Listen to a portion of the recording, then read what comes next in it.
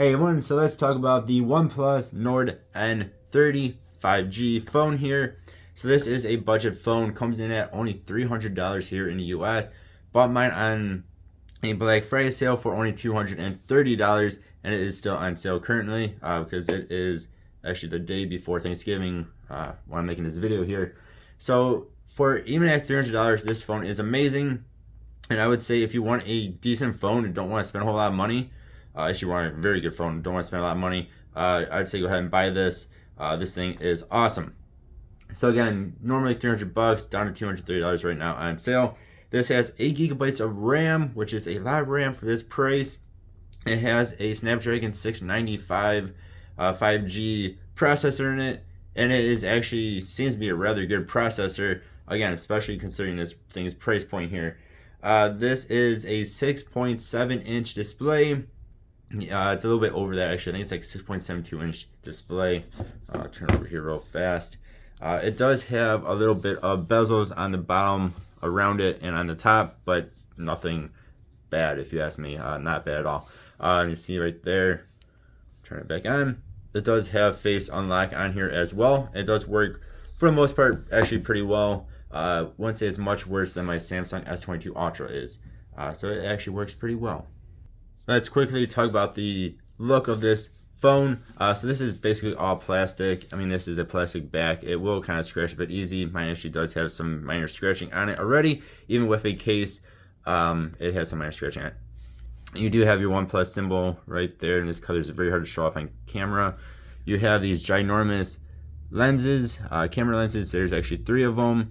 They are okay. The biggest one is 108 megapixel, which sounds crazy good. But they're okay. I mean, this is a budget phone, and I think they probably spend less amount of money on the cameras, and they'll do for most people, but they're nothing spectacular. Also, there's big flash there too. So back of this thing does look pretty cool.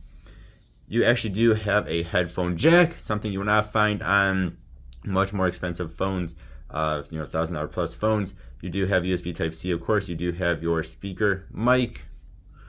You have a VAM rocker. That is for your SIM card. Plus, it also has micro SD card slot expansion. Again, unheard of in top tier phones. Of course, this is a budget phone. Crazy how you get more features on this than you do on something like the S23 Ultra. Got mic up top here. Then you have your recessed volume, power button right there. I really do like how that thing is actually recessed in there. That's pretty cool, pretty different. You do have your front-facing camera, and then another thing you get on this is it's already out of the box. It has a screen protector on it, which is just awesome. There's an actual screen protector out of the box on this already waiting to go. This phone is a fingerprint magnet, especially the back. You can see I wiped it off right before this video, and just from this few minutes of handling it, it is a fingerprint magnet, both the front and the back. And also in the box, before I do forget, you also get this ginormous charger. This is around 60-watt charger. This thing charges this phone up incredibly fast. It's ridiculous how fast it charges it up. Again, this is in the box for a $300 phone. Something you will not find in Apple or Samsung top tier phones. Let's quickly talk about this display. So you do have an actual up to 120 hertz refresh rate, which is crazy. Again, $300 phone. Or you can also just do your normal standard 60 hertz to save some of the battery. This display is actually rather nice. It is, it's hard to explain on camera. It's not going to be the nicest looking display.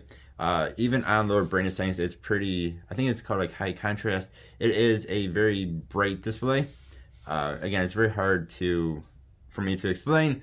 But again, it's not going to be as good as, say, something like a top tier phone like the S23 Ultra or something like that. But it is more than doable for it's actually good. It just isn't fantastic for a $300 phone. Then let's also talk about battery real fast. This thing has a big battery in it. It should easily last you all day, maybe even more than that, depending on how much of a heavy user you are. Next, let's talk about the speakers. It, of course, has 2 speakers on it. It has the one from your earpiece, and it also has the one on the bottom here. This also has an ultra, what's it called here? Ultra volume mode. So pretty much just turn your volume up all the way, and it goes into 200% volume mode. It gets nice and loud. I'll show off some royalty-free YouTube music here.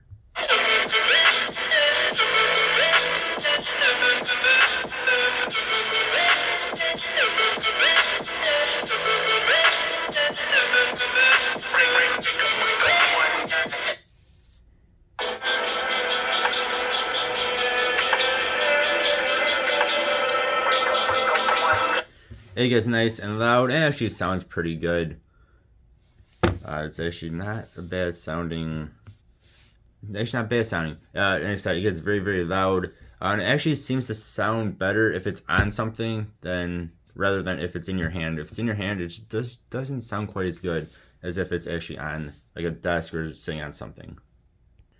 Next, let's talk about some quick web browsing speed. Go to bestbuy.com here. I did not clear my history before this, but you can see here, go ahead and click on this. Best Buy, on a lot of budget tablets and phones, it takes a bit more to load in. It takes a bit longer to load in. This has no issues loading this in. I've been doing some research over the last few days for Black Friday sales on TVs, trying to replace my 7-year-old TV. And I've been using this actually over my S22 Ultra from Samsung. It really doesn't feel much slower. I mean, unless it's right side by side to a top tier phone, I don't think you're going to notice much of a difference if you're doing web browsing. Like we can do something else here. We'll go to Subaru.com, which I've not been to on this phone. And we can see here it loads in nice and fast. So this is fantastic for web browsing. Then let's talk a little bit about gaming. Just going to do a little bit of Roblox here. This is the Strongest Battlegrounds, which is actually a pretty intensive Roblox game, at least. Actually, on some other more expensive phones, this actually plays better than some more expensive phones. So graphics quality is up all the way. Go ahead and get on out of that. And I do not have the volume on because of copyright infringement with Roblox is terrible. But you can see this is actually rather smooth. And we can do, we can get hit out of the air nicely. Do a shot there. So you can see this is actually rather smooth. Again, this is in the max graphics. Let's see if we can, but you guys can see this is really has no issues with it. We'll do this jet dive. It will get a little bit more laggy, especially if there's a bunch of people on the field fighting and doing crazy things. Of course, turn down the graphics a bit. It will help with that. But for the most part, you can play these games in max graphics.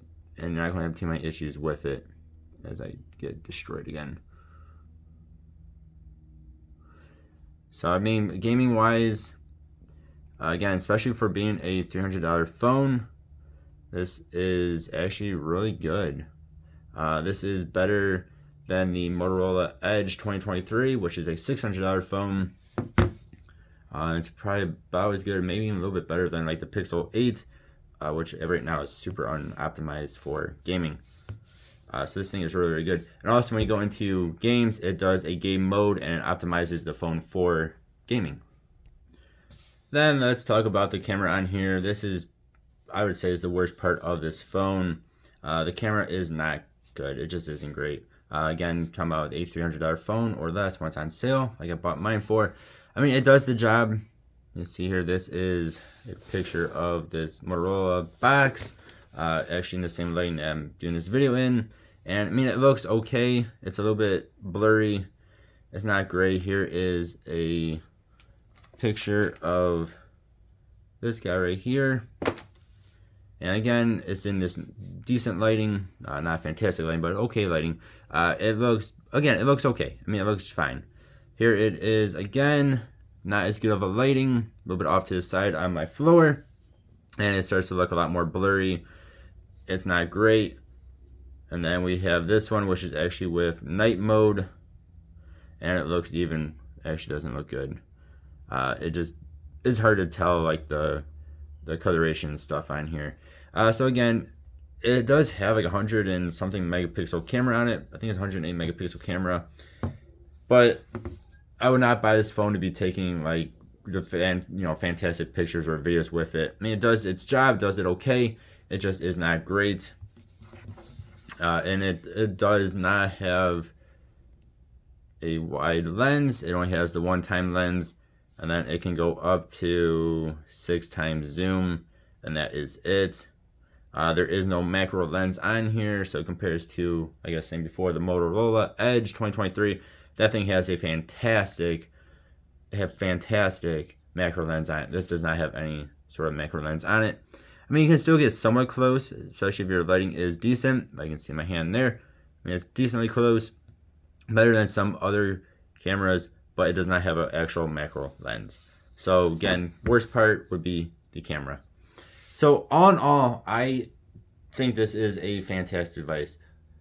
So there are a couple of downsides to it. One, again, is going to be that camera.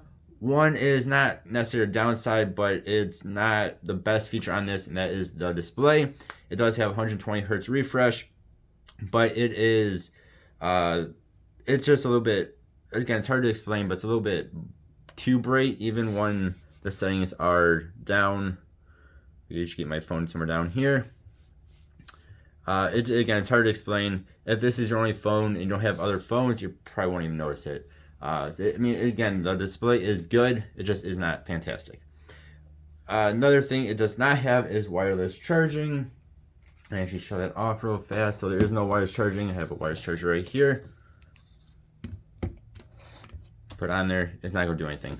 But it does have the super crazy fast wired charging. Again, with the charger that it comes with, you can use this and it thing charges up incredibly fast, and it does have a good sized battery and should last you most of the day. One other bad thing is the fingerprints. It is a fingerprint magnet on both the back and the front. It is fingerprints for days.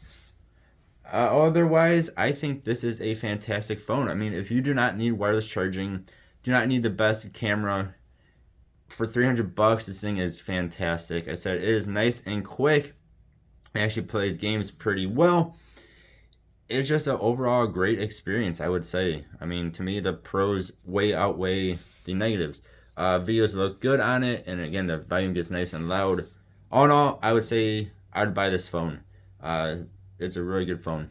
So, yeah, but you all let me know what you think. Thank you all for watching. Hope you have a good one. Goodbye.